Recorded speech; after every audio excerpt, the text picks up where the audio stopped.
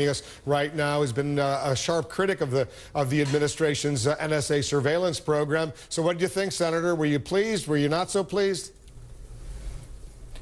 Well, what I think I heard was that if you like your privacy, you can keep it. But in the meantime, we're going to keep collecting your phone records, your emails, your text messages, and likely your credit card information. So I didn't hear any lessening of the spying on Americans or collecting records of Americans.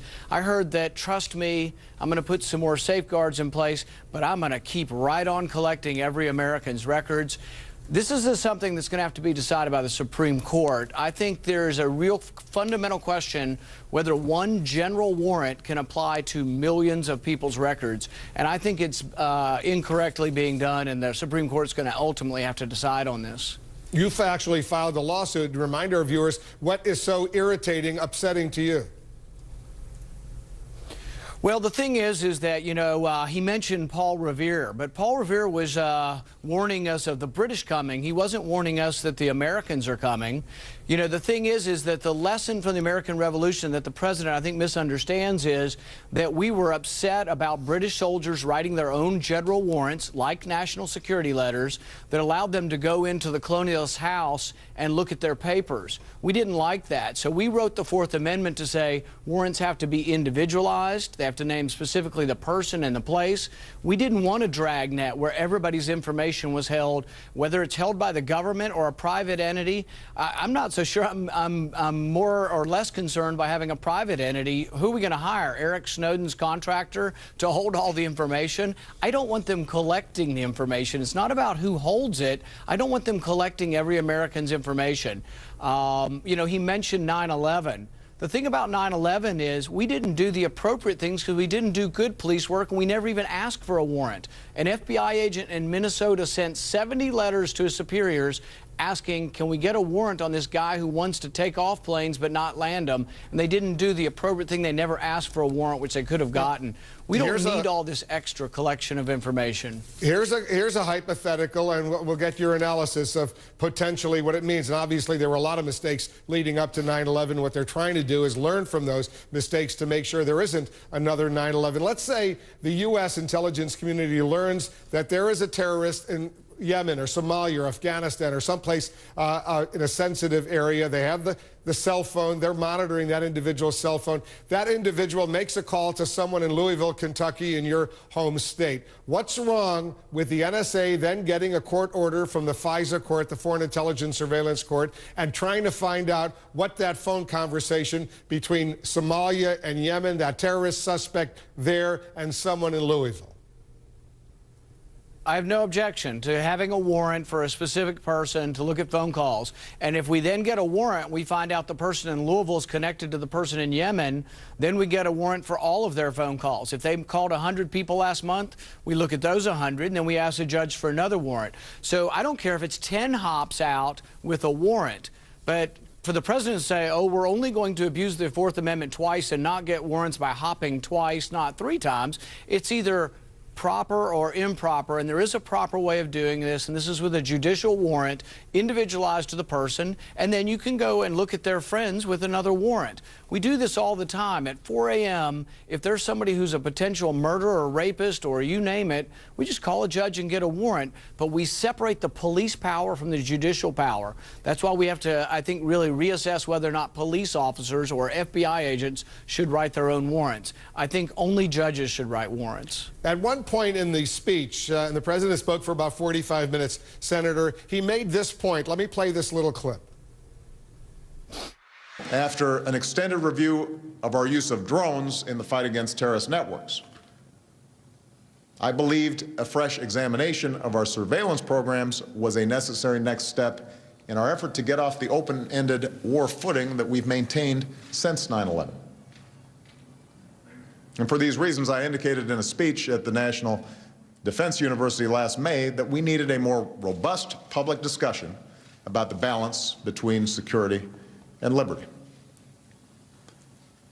Of course, what I did not know at the time is that within weeks of my speech, an avalanche of unauthorized disclosures would spark controversies at home and abroad that have continued to this day.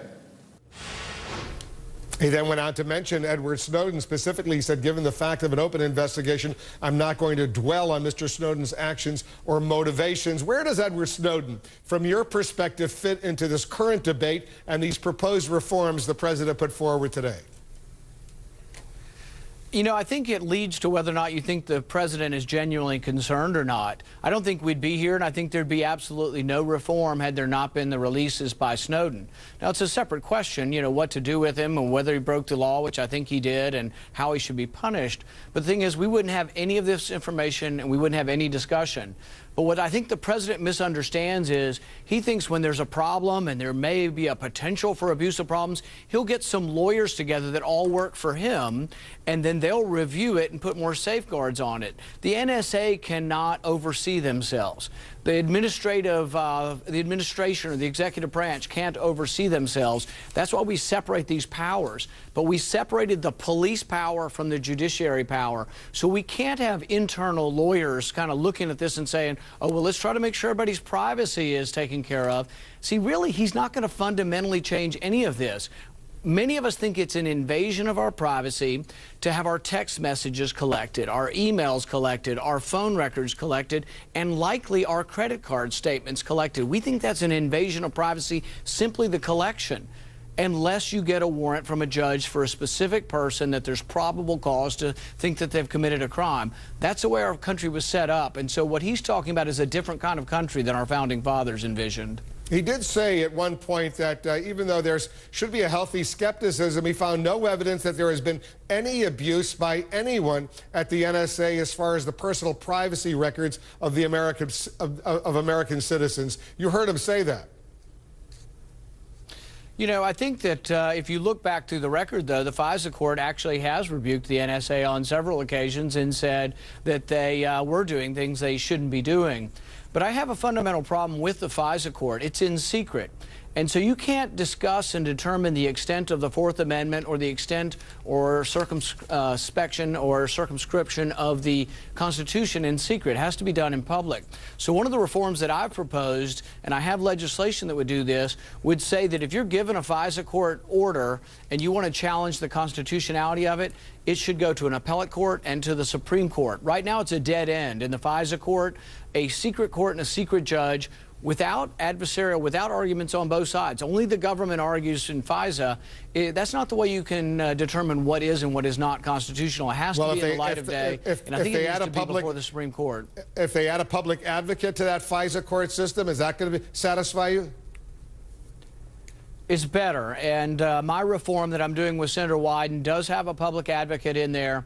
But ultimately, I think what legal scholars will tell you is that to find truth, we have this adversarial process where someone actually literally works for you on your side of the question and on the government side of the question, and it goes back and forth, and it's our way of trying to find truth in our courts. And I don't think you can truly find it if the public advocate still works for the government. You know, we have an IRS advocate right now, and I haven't seen hide nor hair of our IRS advocate during these scandals when they were investigating Tea Party groups. So I don't think it works necessarily if they're appointed by the government. To truly have an adversarial process, they have to be hired by someone who thinks that they're being injured by the government. Senator, give the president a grade for his speech today, A being excellent, F failure.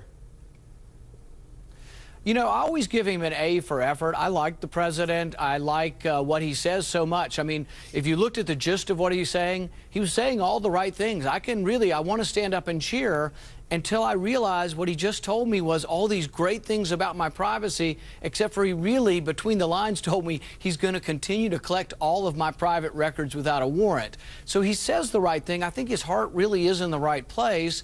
And I think his motives are not bad. Neither do I think James Clapper's motives are bad. I think they want to protect the country, but I don't think that there's enough of a healthy respect for the Fourth Amendment. And government needs to be, there needs to be a limitation to government power. And I see this as virtually unlimited power to look at our records, and it really needs to be reined in. So the grade would be? Well, A for effort and probably C for content. Senator Paul, thanks very much for coming in, giving us your immediate reaction to the president's speech. We appreciate it as always. Thank you, Wolf.